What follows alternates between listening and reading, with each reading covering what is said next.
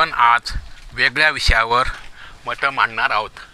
पर्यावरण आणि भारतीय बीइंग कनेक्टेड सध्याच्या परवळीचा शब्द बनला आहे, पण भारतीय मन, माणूस आणि निसर्ग हे बीइंग कनेक्टेड होतेच. निसर्ग यांच्यामध्ये अखंड संवाद व संपर्कात होतात. नदीकाठी वनांच्या आश्रयाने वाढलेली भारतीय संस्कृती निसर्गाचं महत्त्व जाणून आहे. या धरणीला भारतीय माणूस माता मान. सकाळी गादीहून उठून या धरणी मातेचे आता पाय ठेवावा लागेल या कल्पनेने अस्वस्थ होतो आणि गादीवर उठावे लागणारच आहे. म्हणून आपण सकाळी उठल्या आधी नमस्कार करतो, त्यानंतर प्रार्थना म्हणतो. समुद्र वसने देवी पर्वत सनमंडले विष्णुपत्नी नमस्तुभ्यं पादस्पर्शे क्षमस्वमे. मला केवळ नाईलाजाने या पृथ्वीला पाय लावावे लागणार आहेत. हे माते मला क्षमा कर. वेद आणि पर्यावरण संवर्धन. सुमारे 4.5 ते 5,000 वर्षापूर्वी वेद आणि उपनिषद लिहिली गेली असावीत असा अंदाज आहे. त्यात पर्यावरण संरक्षणाची कल्पना आधीच मांडलेली आहे. तुम्हाला शेकडो हजारो वर्ष जर आनंदाने जगायचे असेल आणि फळे खायची असतील, आरोग्य टिकवायचे असतील, तर वृक्षांची पद्धतशीर लागवड करा असे ऋग्वेदात म्हटले आहे. नदी तीरावरील झाडेची कत्तल केली तर किनाऱ्याची हानी होते आणि मग पावसाळ्यात येणारे पुराचे पाणी गावात शिरून मोठा विध्वंस होतो. म्हणून ही झाडे तोडू नयेत किंवा मुळासकट उपटू नयेत.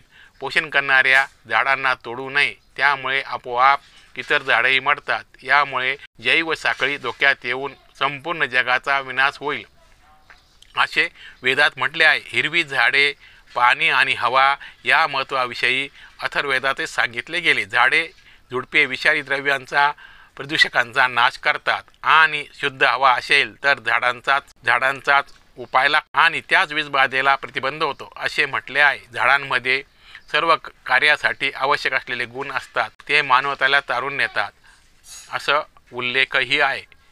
5व्या स्तंभात ऋग्वेद 5व्या शतकात लिहिल्या गेलेल्या याज्ञवल्क स्मृतीमध्ये वृक्षतोडीस प्रतिबंध करण्याविषयी आणि वृक्षतोड करणाऱ्यांना शिक्षा करण्याविषयी सुचवले गेले आहेत. मौर्य काळात लिहिल्या गेलेल्या कौटिल्याच्या अर्थशास्त्रात वनव्यवस्थापनावर भर देण्यात आला आहे. त्यानंतर काळात अशोकाने आणखीन एक पाऊल पुढे टाकले. सम्राट अशोकाने वने निर्माण केलीच, त्याचबरोबर इसवी पूर्व 225 मध्ये त्याने वन्यजीव अभयारण्य स्थापन करण्याचा आदेश जारी केला होता. हे असे अभयारण्य स्थापन करणारा तो जगातील पहिला शासक होय. त्याने पर्यावरण संवर्धनाचा संदेश देणारा स्तंभ उभारला. त्या स्तंभातून पर्यावरण आणि जैवविविधतेच्या कल्याणाचा दृष्टिकोन स्पष्ट करण्यात आला आहे. यावर कोरण्यात आलेला मजकूर असा आहे की धर्माविषयी प्रेम, आत्मपरीक्षण, आदर, दुष्ट, अनिष्ट, वाईट गोष्टींविषयी भीती आणि पुढच्या जगातील आनंद आणि समाधान प्राप्त होणे कठीण राहील.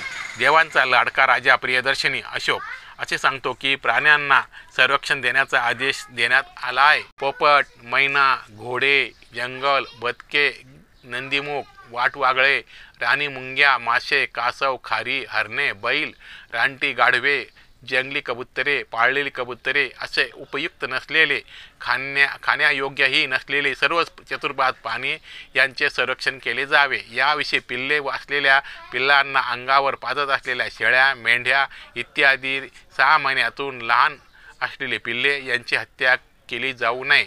मारण्यासाठी कोंबड्यांना पाळू नये. अकारण किंवा प्राण्यांना मारण्यासाठी वने जाळू नयेत. जीवांच्या लपण्याच्या जागा नष्ट करू नयेत. एका प्राण्याच्या मांसावर दुसरा पोसू नयेत. बिश्नोई समाजाचे यावेळी चांगलेच योगदान होते. सन 1730 मध्ये जोधपूरच्या तत्कालीन राजाने बिश्नोई समाजाच्या भूमीतील वृक्षांची झाडांची तोड करण्याचा हुकूम दिला जाते. तेव्हा सर्व बिश्नोई समाज हा त्या वृक्षाच्या जवळ जाऊन राहिला. त्यामुळे या वृक्षाचे संरक्षण करणाऱ्या स्त्री पुरुषांसह मुलांसह 363 जणांना ठार मारून वृक्षतोड केल्याचे सांगितले जाते.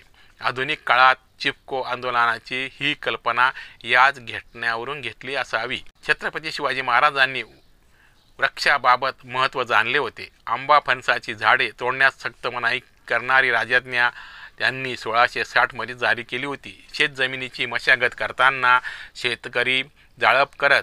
अशा वेळी किटाळ उडवून गवताची गंजी जळू शकते, आसपासच्या वनवा लागू शकतो. याकडे लक्ष देऊन यासंबंधी सविस्तर सूचनाही महाराजांनी दिल्या होत्या. संत नामदेव, संत तुकाराम यासारख्या अनेक संतांनी नंतरच्या काळात अभंगातून पर्यावरणाच्या जतनाविषयी जागृती केलेली होती आणि केलेली आहे. त्याप्रमाणे अनेक पर्यावरणावर मनुष्य प्राणी हा जगत आलेला आहे आणि पर्यावरण जर हानी झाली तर आताच्या काळात ज्या ठिकाणी दुष्काळ त्या ठिकाणी अतिवृष्टी हे सबाह्य प्रमाण आपल्याला पाहायला मिळते. किंवा झाडे जगली तर माणसे जगतील.